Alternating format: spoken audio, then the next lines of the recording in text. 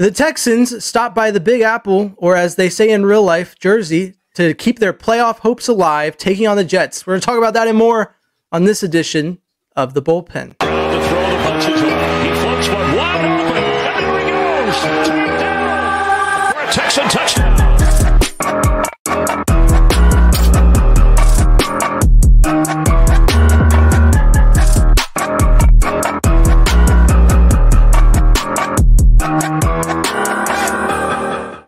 Hello and welcome. This is The Bullpen. I am James Roy. This is my partner in crime, Tom Chavarria, and we're here to talk about the Texans taking on the Jets. It's been a nice homestand, 3 games in a row, solid play outside of that just absolutely unbearable loss to the Jaguars. But overall, the Texans are sitting 7-5 and ready to press on into their playoff quest. Trevor Lawrence is going to miss at least 1 week with an injury. This game, once again, we've said it several times this season, feels kind of like a trap game in many ways, not just on the field, but on the turf, if you will. If there was one game I could pick this season to make not an away game, it's definitely this one. MetLife's turf is just absolutely awful. On that note, speaking of injuries, let's talk about Derek Stingley versus Sauce Gardner. Seems like a good segue into that conversation. Derek Stingley has 4 interceptions this season. Sauce Gardner 0. Overall, just with a significantly lower or a significantly smaller sample size to go on, Derek Stingley has been nothing but the real deal since returning from injury this season. And Sauce Gardner, I don't want to say has struggled, but he's not been quite as dominant as he was last season. Do you think this is the game where Derek Stingley steps up and shows out, or can we say that with how the Jets' offense is? It's going to be interesting. I really think that as much as we or the national media or the local media want to make it a Stingley versus Sauce type event, I really think there's so many other things going on there. Obviously, Sauce started off so well, and a lot of people made a lot out of those selections, right? Sauce should have been the guy. There were guys in Houston going, man, look at what Sauce is doing. Stingley struggled with injury. Now Stingley's rounding into form, coming off the injuries in a scheme that fits him way better. And you're just seeing what everybody saw in Stingley at LSU. I don't know that it's going to come down to these two guys because the weather and the conditions may not make it that way. It may be really tough to throw the ball up and down the field.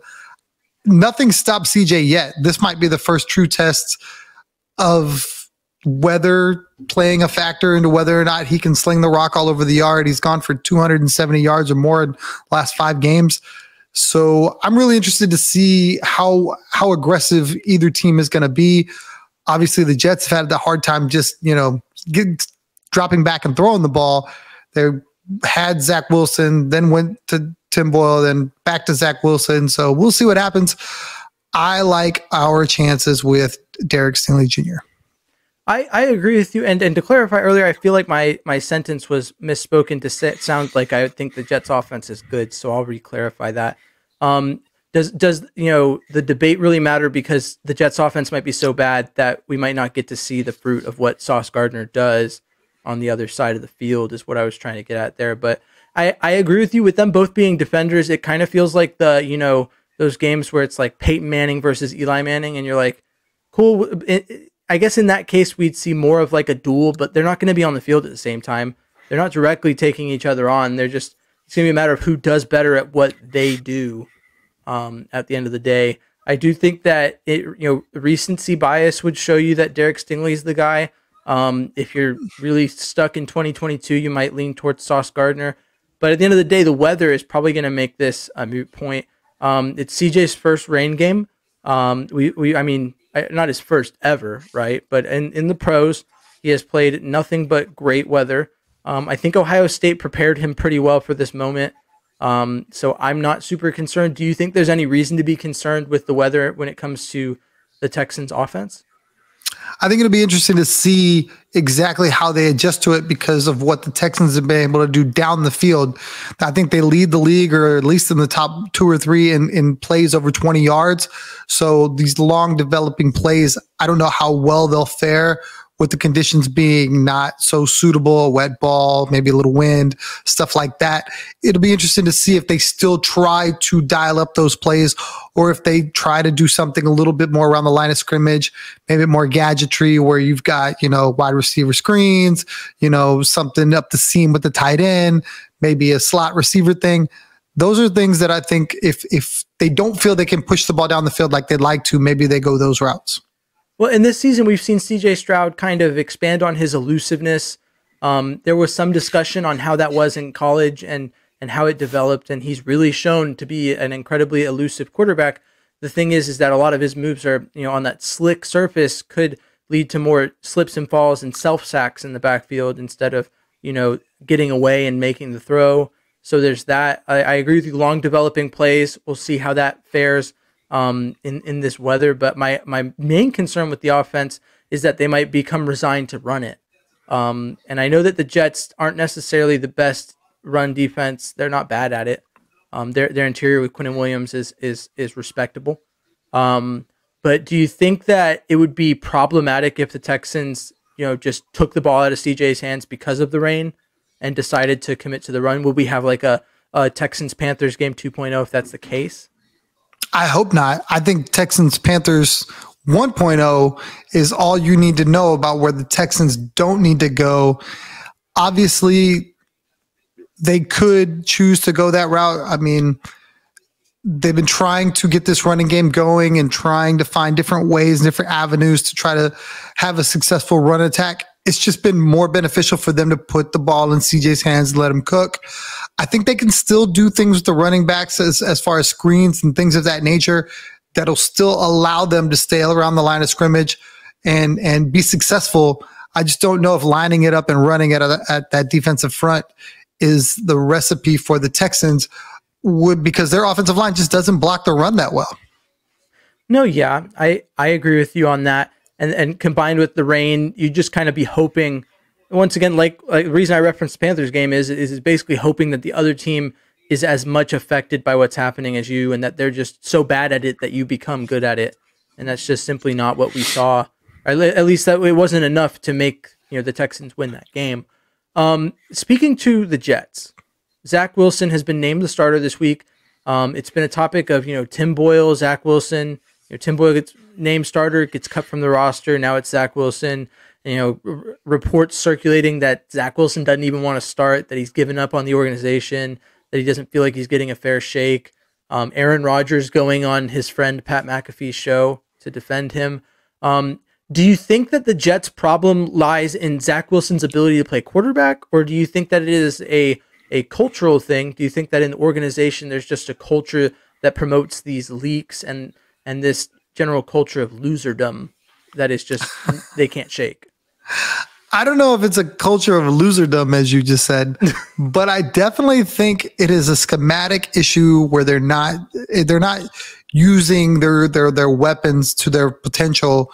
I don't know what way you want to draw it up, but I mean, they've got a great wide receiver in Garrett Wilson. I mean, they've got Breece Hall as a running back. There's weapons, there's tools that the quarterback can use to be successful, and it doesn't matter who's back there. They're just struggling. So I think it's going to be interesting to see exactly what they do, if they do anything different at all. I wonder if they can block for him. I think that has a lot to do with their struggles too. They just can't buy their quarterback enough time. And I hope that continues for the Texans' sake this week. I think that losing, as we know very well as Texans fans, creates problems in an organization. And I can tell you one thing: if the Texans got to where they are now, showed really strongly, made the playoffs, lost a game, and then came in next season and looked like the Jets do right now, I could see why the culture in that organization would be the way it is. Because once you've had a taste of it's one thing to lose for 3 years straight and then continue doing that, then it just becomes the norm. But when you've tasted winning, losing just makes everything worse. So I could see it being an issue of, the Jets built up all last year, like, oh, Zach Wilson is the problem and the solution is another quarterback. And then they went out and, as I've said a couple of times before, decided that it was a good idea to put a 40-year-old quarterback behind a fragile, awful offensive line and hope that he just stayed healthy. And he was healthy for all of 40 seconds before he got carted off the field. Literally, I remember that game. I'm pretty sure he only lasted 3 downs before he literally got carted off the field. And so then now you're back to square one. If your second string quarterback, Zach Wilson, I can't imagine your third, now second string quarterback is serviceable to start in the NFL.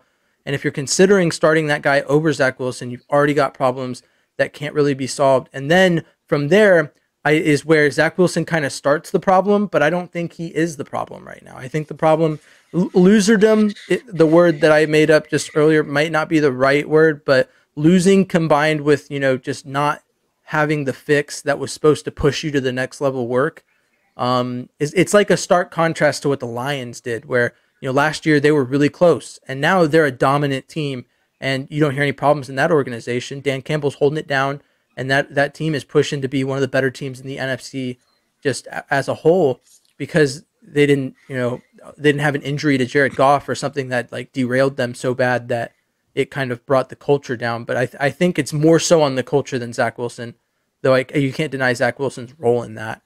But speaking on Zach Wilson, knowing how bad he is at quarterback, we also know that we gave Desmond Ridder a 300-yard game. There's been some quarterbacks that probably shouldn't have had good games against the Texans that have. How important do you think it is to take advantage of just how patchwork and just absolutely dog trash the offensive line of the Jets is? They're like putting that pressure and not treating this like it's an easy game. What do you think of that? I feel like for the Texans, that's something that they've got to be circling on their bulletin board. That's got to be something that they're talking to if they want to clearly be one of these teams at the end of the season with a chip in a chair, as they say, to get in the playoffs and do the things that they want to do. They can't afford to slip up against a team like the Jets, which on paper they should absolutely beat. And obviously those are dangerous games. But I feel like with what the Texans have been able to do with some really good quarterbacks, Joe Burrow and Russell Wilson, to name a few, I think if they are dedicated to the task, they can absolutely repeat what Zach Wilson has done in all these other games and have a great defensive performance. Now, here's another topic I'd like to bring up to you. As we all know, this past week, the Texans signed Adrian Amos to the squad. He is now a great depth piece for the Texans safety corps. What I have said, it's been brought to my attention that there are some people who have this assertion that Jalen Petrie has been kind of on a slip. What if it's moved as insurance for Jalen Petrie's performance recently? What do you make of that general thought process here? Because personally, I don't know if we're at that point yet, and I think that the return of Derek Stingley has greatly helped Jalen Petrie to be able to play his game. Obviously he gets caught up, like Cortland Sutton, that interception, that the second one for Derek Stingley, a double move that a lesser corner wouldn't have been able to cover for Jalen Petrie on. Definitely Jalen Petrie out of position. But what do you make of the thought process there? I think it's the same people that had a problem with Derek Stingley Jr. when he was struggling in his first season. I think too many people forget that Jalen Petrie's a second-year player in this league and that the safety position is not something you learn overnight. I think that there are going to be growing pains. There are going to be mistakes made. And Jalen Petrie's a really good football player. I think that you get certain individuals that just have some standards that are just so incredibly high for some of these players, and they just don't factor in any flaws or any, a bad week or something like that. And I really wonder how they rank themselves in their own personal lives, because it's like, man, you watch this guy make play after play after play. He has a couple bad plays or a week there where he's not at his best, and you're like, well, they went out to go get somebody to replace him because he's not any good. I'm like, could you imagine if you did that in your workplace? It'd be out of there pretty quick. So I think Jalen Petrie's fine. I don't know why anybody would see the Amos pickup as anything more than a depth piece like you spoke to. I think this good young talent that they have is only going to get better, and he's going to get coached up. I got to believe that they're going to be able to make Jalen Petrie into the guy that everybody thinks he can be. No, yeah, I agree with you. I was a little caught off guard by that thought process when I saw it. Not to say that it was impossible, but it was definitely interesting to see. Now, looking at the Texans matchup, or I alluded to it briefly earlier, MetLife is the consumer of players. Lower body injuries just seem to come onto every team at any given point on that field. So do you think that maybe it factors into the game plan? The Texans have not exactly been able to bury very many opponents this season outside of like Pittsburgh and Jacksonville. Do you think that there's a threshold or a clock in the team's head that's like, okay, we're up by this amount, there's this much time left, pull these injury-prone players from the game? Or do you think that they just roll, like, I think they just roll with their normal game plan, but do you think that knowing what MetLife does to players, that maybe the coaches are approaching this game differently? I think, if anything, it's probably a way that they handle their players, a way that they coordinate the game, right? I think that you're going to see different types of plays in this game for the standpoint that, one, the weather's not good, and that, two, we don't want to risk any of our players doing anything, extending plays, stuff like that. Or at least I would hope. I would hope that you see a more reined in CJ. And that's not to say that I don't love the fact that he's always trying to extend plays and make things happen. He's made some great plays happen. But I really hope that the message this week is like, look, this surface is not the best surface. If you don't have it, if you don't see it, if it's not there, live to fight another day. And I believe that the talent they have is more than enough to get the job done. But let's not risk any of that talent by trying to overextend ourselves and then potentially lose somebody for a week, 2 weeks, a season. I don't know. Yeah, and in that same vein, speaking to the turf, it's going to be in a diverse weather game.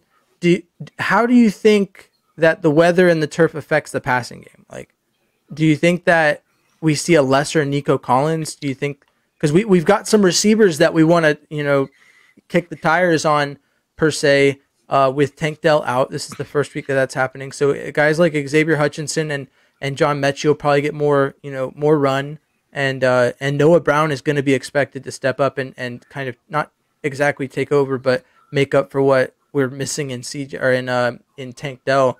Do you think that maybe we take a pause on that conversation for this week because of the weather and the turf, and maybe make that assessment next week, or do you think we can still get something out of this game? I absolutely believe that CJ is going to look to Nico to kind of fill the void that Tank Dell had, or that Tank Dell is, or whatever. When you looked at the way CJ was kind of funneling to Tank, he was his first read on a lot of plays, and I think if he could find a way to make it work, he made it work. And they were great together. The chemistry's perfect, the timing. And then Tank goes down, and then all of a sudden, CJ to Nico becomes more and more and more a thing. I believe that'll continue. I believe you're going to see other guys step in and maybe get a ball or two they probably wouldn't before. I think you're going to see maybe a little bit more Dalton Schultz if he comes back, Brevin Jordan. I think those are two guys that could have really big games in the middle of the field, on some short, quick developing plays. You spoke to Noah Brown. I think that's a great point too. He's something that at least in the games where he thrived, he was more of a longer developing, 20-yard plus guy per route. We'll see. It's for me, I want to win. I want healthy. However we get that, I don't care. Yeah, pretty much. One last offensive question, kind of in the same vein. How do you think the Texans adjust the game plan relative, like we said, all these factors that are going on, to make sure that CJ's not put in a position where he is, he's been a little fumble prone, and but he's done a good job of protecting the ball through the air. How do you think the Texans go about mitigating factors that could put him in a position to turn the ball over? I think they run a lot of, 12, where they have two tight ends. And I think you have one of those guys in to help chip on whichever side the big bad pass rusher's on. And I think you're going to see, like I said, more quick hits to the tight end, to the running back, to Nico, maybe some wide receiver screens, tunnel screens, that kind of thing. Those plays to get a guy out in space and just let him work. All right. Sweet. Well, at this point in the show, we have a segment we've recently added where we kind of go give the bullpen parlay, if you will. And so, yeah, we're going to go ahead and drop that on you right now. All right, y'all. So for my bullpen parlay, I've got 3 legs. I've got 2 Texans and 1 Jets leg. We'll start with the Jets. I got Zach Wilson over half an interception. It's probably the easiest pick I've made the entire time we've been doing this. And then CJ Stroud's passing prop is 217.5. I'm taking the over on that. That's incredibly low. Understanding that it is raining in New Jersey, cold. I think that the drop off is so severe that I don't feel comfortable taking anything other than the over on that. And then for my last leg, I've got Nico Collins with Tank Dell out. And Nico Collins has already been hot recently on touchdowns, so I'm taking over half a touchdown with Nico Collins. All of my picks, as per usual, are through the Sleeper Picks app. What up, ladies and gentlemen? Here's an opportunity on the Prize Pick app to make some money on this Texans-Jets game. The weather's going to be really bad, so they are pushing these props down. I think we can exploit it. I'm going to go right to CJ Stroud, 217.5. I think he gets over that. And the reason I think that is because Nico Collins' prop is still 70.5. Makes me think they're going to throw the ball a little bit. I think you can still go to CJ Stroud. I normally give you another one. Prize Picks is a little tight with it right now. I think Singletary is at 38.5 yards. I think you can get over that. I would take the over there. And on the other side with the Jets, I would take the under on Garrett Wilson at 55 yards. I really think that Derek Stingley is going to be on that, and that tight defense plus the weather is going to make things really difficult for them to get the ball to Wilson. I don't know if he's going to be able to have the game that he's used to having. Not to mention he's having to reconnect with Zach Wilson, so we'll see exactly how good they can do there. I think those are some plays you can play on Prize Picks to make money on this Texans-Jets game. Thanks. All right, and now we'll get into our score predictions. Tom, I think I know where both of us are going to go here, and I say this every week, and then usually we're kind of close or in the same stratosphere at least, but I'm interested to see what you've got for this game. So let's hear it. Tom, what's your score prediction this week? I feel like it's going to be a game we're not going to have to sweat. Last few games, we've had to sweat the final drive. We've had to sweat the final 5 minutes. It's been really, really taxing on the blood pressures of the Texan faithful. I think this week we're going to be able to kick back a little bit. We're going to be able to watch the end of the football game in relatively, I guess, chill atmosphere. And 27-10 is what I think. I like that. I'm going to go in a totally different direction, and I'm going to go Astros 3, Yankees 2. No, I'm just kidding. That doesn't sound that's not stressful. We were talking this past week about baseball scores on the PSF feed. I was like, yeah, let's just do a baseball score. What's one we haven't seen? 5-3 Astros over the Yankees. No. I guess technically the Jets are kind of like the Mets in this New York 2-team comparison, right? It's like the Jets are the Mets and the Giants would be the Yankees then, right? Would you say? It was Atlanta and New York, and it was Atlanta and the Jets, the game, which was a baseball score for I don't know how long, like 3 quarters. Ooh. No, I'm in a similar vein as you. I'd say like 24-10. I don't want to go too high. I think 2 scores is reasonable to ask of the team.